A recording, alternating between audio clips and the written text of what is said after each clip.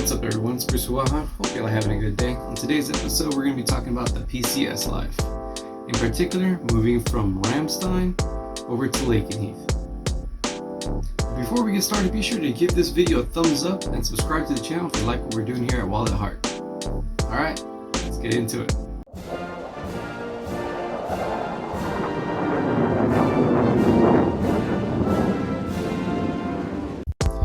So, packing up the house, it's been very stressful. Majority of my stress has come due to time. I always have had a problem with time management, and the holidays, COVID, everything like that has definitely harpened on time constraints even further. So looking for cars whenever we arrive, looking for houses whenever we arrive, like we're trying to do all of that in advance. And naturally when you're moving, everything is in a constant rotation, so a house that we really like, we'll find out tomorrow, is no longer available. A house that, or a car that we really like, you know, will not be available tomorrow, or not even be available later on that day. It's moving is very stressful. Moving is a natural part of the military experience, and there's a lot of great things that come with moving, that you get to kind of go through your stuff and see what you did use, see what you didn't use, see what you don't need anymore, and it forces you to live in a state of mind where you can take off pretty quick, and it doesn't necessarily keep you from putting roots in a specific location, which for me is kind of difficult because I grew up in a civilian family. I was the first one to join the Air Force, and it's been a bit of a challenge for me, someone that is not used to moving, but even though moved a lot. When I graduated from high school, I moved a considerable amount, but that was my own choice. So now we're moving not just to a different state or a different part of the state, being from Texas, we're moving internationally, and this is my this will be my third international move, and COVID is definitely hindering that. COVID is definitely challenging the normal ways that we do things, and it hasn't been fun. Not that moving's ever fun, but it's been more challenging than I would have liked so far. But, well, it's part of life, so let's go. With the whole moving process, there's a lot of factors that you have to consider. We lived in a large house while we were in Germany, and we anticipated that we're going to be moving into a smaller place whenever we got to the UK. You kind of have to measure out the type of houses that you're going to go into and communicate with your sponsor and people that you know have been at those locations before, and kind of gauge what you're going to need for the move. Just like I said, you know, when I was back then getting everything packed up, you know, you got to kind of gauge what it is that you're going to need, what you have used, what you haven't used, and sell the things that you need to do and keep the things that you need to as well. And as you can see in the video, that whenever the movers come in, they're going to go ahead and label everything with a sticker to account for all the items that you want. One piece of advice: whenever you're moving a large location, you have people coming in, isolate the things that you don't want them to pack up, that you're planning on taking with you or shipping yourself, and put those into another room and have that room locked. Therefore, anytime anyone needs to go into that room or anything like that, it's going to be you or someone that you have authorized to go into that room. So it'll keep the movers out, and it'll give you just that little bit of peace of mind that you're looking for. Now, one of the cool things that you hear about them doing is they will build a box around your stuff. Basically what that means is the rolls of cardboard, they'll bring it in, and then they'll wrap, you know, any kind of plastic container that you have in that cardboard and then label it at that point. it adds an extra bit of protection to whatever it is that you're packing. So it actually makes things, gives you a little bit more peace of mind, letting you know that, hey, not only is your stuff in the boxes taken care of, the containers, but also the containers themselves are going to be taken care of. And that was one thing that we did encounter moving from other locations, where they don't treat your containers with the amount of care. So seeing them do this, and if you can get someone to do this as well with your moves, it's a great thing, because it saves your containers. And as we all know, containers are not cheap, and you want to hold on to those things as long as you can without having any real issues with them. Now what they're going to go ahead and do is actually just kind of bring in the big trailer and load the items and account for the items. They're usually trying to organize them into whatever rooms that you had them. So like all of the living room stuff went into like the living room box, all the kitchen stuff went into that kitchen box, and they try to keep it together, keep it a little bit more organized for not only their sake but your sake. Whenever you get to your next duty station and it's time to unpack that stuff, it usually helps again with the flow of having everything come in, because you're telling people, hey, this is going to go into the kitchen, this is going to go into the living room, this is going to go into bedroom, etc, etc, etc. So being able to prearrange that stuff into those specific containers actually helps out, not only with the flow of loading it, but also the flow of unloading it. Now what we went in and did is we packaged up most of the stuff ourselves, and anything that we wanted, we made sure we took care of it. The movers that we had were actually really great. They were really helpful, really friendly. But if you've ever moved before, you always know that the movers that you get that come to help you out, they're not always the best. And unfortunately, it's just one of those things that you have to kind of take precautionary measures for. There are things that have known to be missing whenever you arrive at your next duty station, so you want to take care of all of those things in advance. I'd like to say that it doesn't happen very often, but it actually does. So whatever precautions you can do, definitely do so. Move everything into a single room if you can, or a couple rooms that are designated. And if you have coworkers there to help you out, you know, to come over and just kind of supervise, definitely do that. I had, it was my wife and I, we had everything isolated down to basically 4 rooms. And we had everything in the living room, which you saw. We had stuff in the kitchen, we had stuff in the basement, and then we had stuff in one bedroom in the upstairs. So we had to move everything into one single spot. That way we can kind of manage the flow of all the things going through and make sure that we always had eyes on all of our stuff at the same time. Now for my motorcycle riders, what they're going to do is they're going to inspect the bike on site. You'll have to remove all of the fuel from your motorcycle. You'll have to make sure that it's cleaned up as fast as possible. They'll count for any kind of dents, any kind of scratches, anything like that that they notice with that, and they'll annotate that, and then you'll sign off for it. And then if they don't already have a vehicle to load it in there, what they did for us is they loaded it into a minivan. I supervised it the whole time, and then they take it off-site or away from your property and package it up in one of their warehouses. So whenever they inspect it there, do your best to annotate for everything. Take your own pictures. Again, with your high value items, take your own pictures to make sure that, hey, if it gets scratched up, if it gets dented, if it gets damaged in any way, you have your own evidence to show that whenever it left your eyes, it was in a specific state. That way, if you receive the items and they're damaged, then at that point, okay, you can, you know, file a claim and move on from there. Now we ended up actually moving into the TLF there at Ramstein, and the one that we stayed in was actually really nice. Since we had pets, we had a TLF that was pet friendly.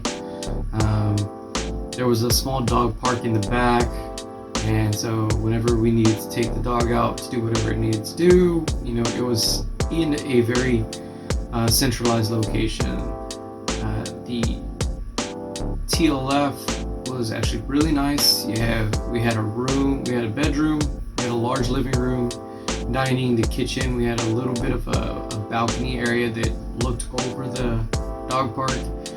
We had washer, dryer, bathtub, all of that stuff. So it was actually really, really nice.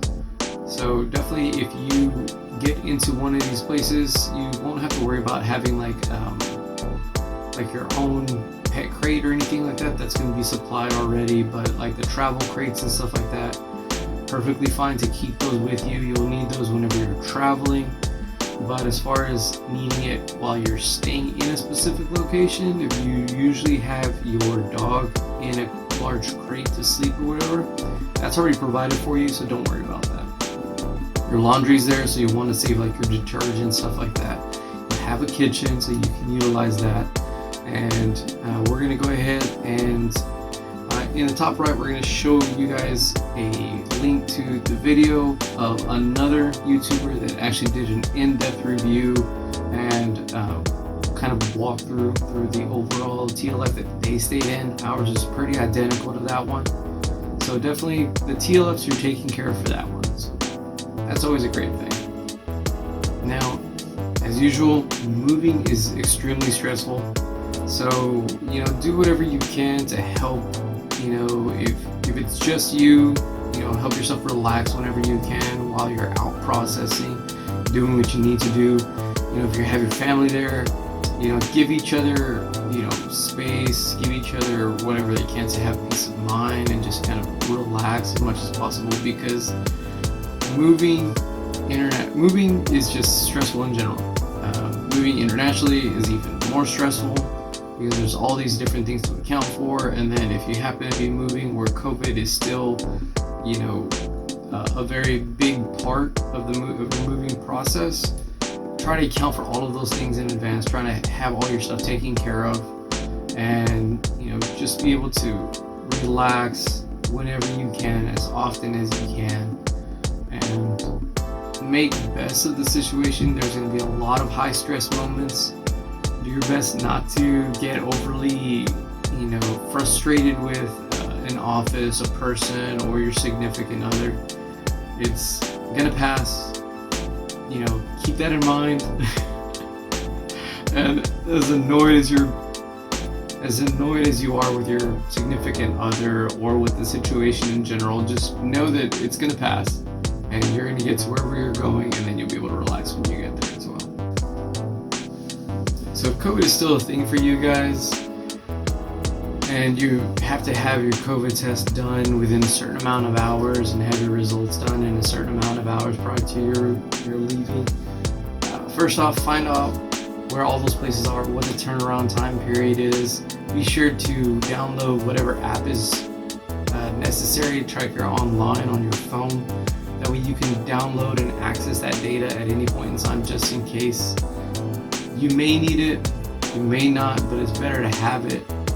And just in case the situation comes up, you'll have easy access to it. The COVID process, the COVID test itself, if you haven't actually ever done it before, it's really not that difficult. It's really not that uncomfortable. It's a weird moment whenever they just shove that down your nose, and it's quick and done in a hurry. So it's quick. It's not done in a hurry, but it is a fast process. So if you're worried about it, you really don't have a whole lot to be concerned about. Well, like I mentioned, we moved from Germany, Ramstein Air Base, to the United Kingdom, going to RAF Lakenheath, and we chose to drive there. Since we had a vehicle, we wanted to not have to deal with a rental or anything like that, so we just drove our car that we had in Germany, which is an American car, over to the United Kingdom. In Germany, you drive on the same side of the road as you do in America. We drove through France, which was a unique experience. Stick to the toll roads. It'll be a little bit more expensive, but the roads are actually really nice. And if you try to avoid tolls, at least going through France, you're gonna see that those roads are actually not very well taken care of. So my advice is have change ready for you, on hand, euros. I say have probably about 50 euros at least in coin for the tolls alone. For putting gas, the cards don't always work, so try and have euro on hand in cash for fuel specifically. We probably filled up in our little Ford Focus probably maybe twice, and we pulled over for some pit stop for the pets as well on our way to the port, where we got onto the ferry and just kind of went that way. You can drive through the tunnel. I heard a lot of people do that. I personally didn't want to do that. I wanted to be able to relax at least at some point during the trip, and that was the whole purpose of taking the ferry. Make sure if you're traveling with pets that all of your documentation is in order. I can't stress that enough. We ran into a situation at the port of entry at the ferry where they weren't taking some of our pet documents.